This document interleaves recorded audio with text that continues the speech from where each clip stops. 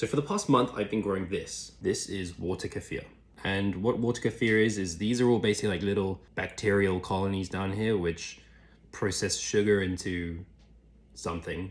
But it's a really good way of making sort of these probiotic sodas. You can see how active this is. If I tap it, you can see the bubbles that come up. So let's make some kefir, or let's make like a kefir drink.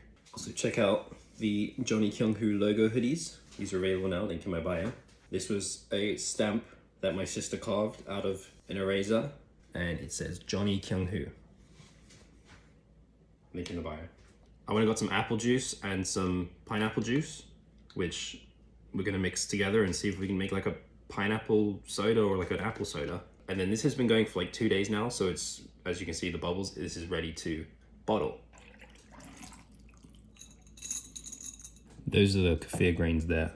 They're like little sort of firm but mushy balls. This is what we're gonna add to our bottles and then mix with apple juice and pineapple juice. Once this mixes with the apple and pineapple juice, the sugars in the juices should give this a little bit more food to sort of carbonate as well. I'm gonna fill these up about halfway with juice. It's probably gonna be quite a lot of sugar, but you know, I can keep burping it, but I'm hoping that it'll just make it taste a lot more fruity. About there.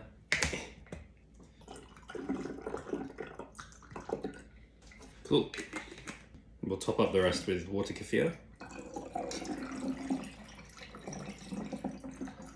Not all the way. We'll leave a little head space so that we don't get little bottle bombs. That's enough.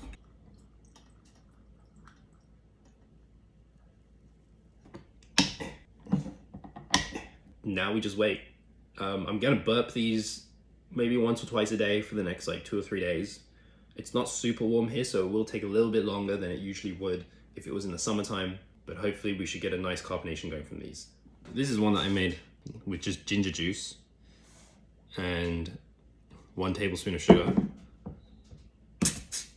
Oh yeah, that's got much better carbonation than that. Oh, so much better. I think this is ready to drink. Let's try it. Not super strong, it's much more light carbonation, but it's still there.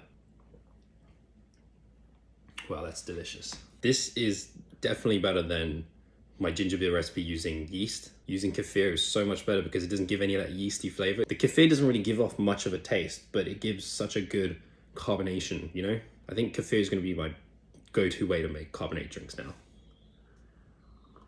Of course, now I've got to feed the kefir, so let's quickly do that. I'm gonna add some of the original liquid back in. Scale. So it's 830 grams of water. What's 6% of 830? 6% of 830 is 49.8. 49.8. Let's just round that up to 50. Sugar, sugar, sugar, sugar.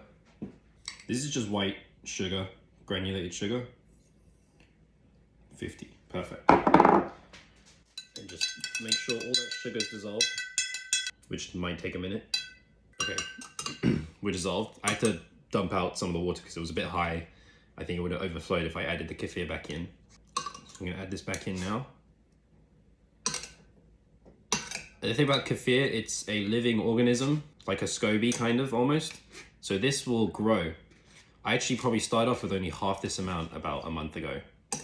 And I've just been feeding it over and over again. And now I've got a really good, healthy colony of kefir grains. And it makes amazing drinks. And I wanna say this is easier to keep than a SCOBY because you don't have to like mess around with like making tea, letting things cool off and all that kind of stuff. Just mix water, sugar, add the kefir, let it sit for a couple days, then add it to a bottle with some juice or like some flavor, and then good to go. Because this is gonna be producing gas, I'm gonna use this little elastic band trick, which you may have seen me post about. I didn't invent this, but it's a really good way to keep this closed while still letting gas escape. And I know it's got good carbonation because it's making me burp.